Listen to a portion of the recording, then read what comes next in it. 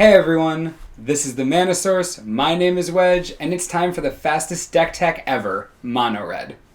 Another benefactor of Burning Earth taking over, Mono Red has become a legitimate strategy once again. Its combination of quick, high-quality creatures and decent burn spells make it difficult to stop. If you were thinking about playing this type of deck, just know that Mono Red aggro is extremely fast, but needs everything you're holding for it to work. This isn't one of those decks where you can afford to wait a turn or two to make sure the board is safe enough for your Hellrider. You're taking an aggressive stance. Every game. Forever. If the land base in Mono Red isn't consistent enough for you, you're too picky. The deck runs around 18 mountains plus 2 to 4 Mutavault, and that's it. Running a monocolor deck does have its advantages, as 2 or 3 color mana base normally doesn't have room for Mutavault. However, in this deck, red mana is pretty easy to come by, so you aren't worrying too much about color fixing. This opens the door for something like Mutavault. A creature only when you want it to be and still produces colorless mana. It's like Mishra's Factory all over again. Like green-red aggro, Mono Red runs a lot of creatures, 26 to be exact. 4 Rakdos Cackler and 4 Stromkirk Noble are the 1-drops. You aren't going to be blocking often, so the Cackler is pretty efficient as a 2-2 for 1. The Noble punishes opposing decks for having no early game counterplay. In addition, it avoids humans, which helps against the fair amount of humans in this meta. The 2-drops in the deck are 4 Burning-Tree Emissary, 4 Firefist Striker, and 4 Young Pyromancer. The Emissary is everything that a deck like Mono Red wants. A 2-2 beat stick is always nice, but its mana acceleration is key. Red doesn't often get extra mana to work with on turn 2, but the Emissary makes all sorts of things possible. You can play Emissary into another Emissary, or Firefist Striker, or even 2 more 1-drops. Later in the game, you can just have extra mana to activate Mutavault.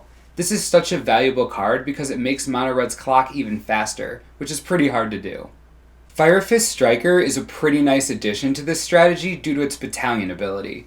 Many of the creatures in Mono Red are going to be smaller than their opponents. Being able to avoid blockers is always welcome. Also, it isn't hard to activate the trigger. 3 creatures in Mono Red should be easy enough to get on the board, especially with the Emissary. The Striker is just a strong 2-slot creature with a very relevant ability. The last 2-drop is Young Pyromancer. The ability here is pretty straightforward. Get the Pyromancer into play, burn something, get creatures. Granted, there are only 14 instants and sorceries in the deck. If you can get even 1 or 2 triggers off of Pyromancer, that's free creatures. In the end, he's still a 2-1 that can attack. What I would consider the best card in the deck is the only 3-drop, 4 Chandra's Phoenix. The reason this card is so valuable is that its reprinting in M14 gives Mono Red some additional angles of attack. Flying is always helpful. Against a deck like green-red aggro or token decks where Lingering Souls are their only flyers, the lack of interaction with the Phoenix makes it very powerful. Yes, Lingering Souls can flashback, but if you're using all your tokens to stop the Phoenix that keeps coming back, what are you doing about the Mutavault, or 1-drops, or anything else in the deck? This brings me to my next point. The Phoenix keeps coming back. It isn't hard to trigger its ability, and the combination of its return mechanic and haste make it an immediate threat once again. The addition of Chandra's Phoenix is one of the most important parts of Mono Red's success. The last creature in the deck is the 2/4-drop Hellrider. Even Mono Red needs to curve out somewhere. Hellrider seems fine a target as any. With haste and an ability that is hard to prevent, it fits pretty well in the game plan. Also, not dying to Pillar of Flame is pretty strong right now. Like Burning-Tree Emissary and Young Pyromancer, Hellrider is all about getting the most out of your cards. If he attacks with Firefist Striker and 1 other creature, you lightning bolt someone to the face and their creature can't block. Ow. There are 14 spells in this version of Mono Red. 4 Searing Spear, 4 Shock, 4 Pillar of Flame, and 1 Geistflame make up the burn package. Searing Spear and Shock is just the best Mono Red can do without Incinerate and Lightning Bolt. There are times when you won't have the Firefist Striker's evasion ability and you need an alternate game plan. Searing Spear also kills Olivia and Thragtusk, both very relevant in your matchups. Shock is Shock. 2 damage, activates Pyromancer, activates Phoenix, kills Scavenging Ooze, and Lifebane zombies. Pretty simple choice there. Pillar of Flame kills the Ooze, which I always like. Also, it keeps things away from the graveyard, a pretty strong mechanic. Most of the time, it will be just another burn spell, but that seems fine to me. The last piece of burn is one Geistflame. I have seen people removing them as the weeks go by, and I tend to agree to a certain extent. It's nice having the flashback ability, and 1 damage is pretty relevant right now against Mana Dorks and Lifebane Zombie Game 1. Worst case scenario, you just ping something to activate your Pyromancer or bring your Phoenix back. I'm not completely for or against this card, but I can see why people remove it for another Mutavault. There's just more consistency there. The only non-burn spell in the deck is Faithless Looting. The pseudo card advantage is nothing new to red. On the off chance that you get mana flooded, Faithless Looting can get you out of a tough spot. 1 copy of it seems lackluster, however. I would run either 2 or 3 copies or just none at all. Again, I can see why people remove this for something like another Mutavault.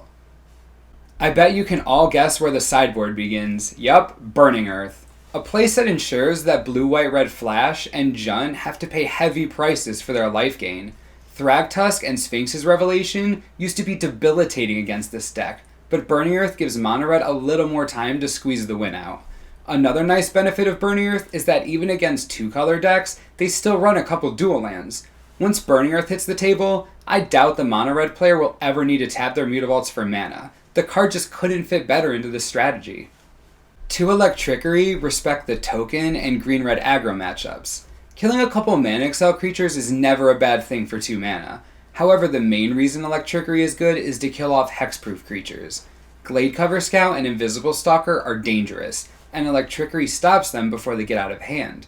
Since it is instant speed, it can also be used in response to shenanigans like Intangible Virtue. Skullcrack helps against life gain. Sphinx's Revelation and Thragtusk again are the 2 most prominent that come to mind. The last thing Mono Red wants is for their opponent to gain life, and if Burning Earth isn't in play, they need a backup plan. 3 damage for 2 at instant speed is also nothing to scoff at on its own. 3 Mizzium Mortars round out the burn in the sideboard. We wind up showcasing this card pretty much every week, and for good reason. Almost nothing is out of its damage range, barring a Thundermaw or pumped up Olivia. Plus Mono Red with one-sided board sweep is devastating. If Mono Red drops this turn 6, you'd have to imagine that they would have enough to play to do some serious damage. The last 2 cards in the sideboard are Mutavaults. As I mentioned before, people are beginning to move these to the main board, and it's easy to see why. Mutavault provides early game mana if you need it, and an early game 2/2 if you don't. It's as versatile as it can be for a mono red deck. To fight this strategy, 3-color decks would just run some board sweep, have life gainers, and wait until turn 6 then win. Burning Earth prevents that strategy from working nearly as well as it used to. Golgari Charm is a fine sideboard card to go after Burning Earth in the matchup, but if you sideboard too many, you risk drawing them dead if Mono Red hasn't played the enchantment yet. You don't want dead cards against Mono Red. I'm suggesting running 2 at most.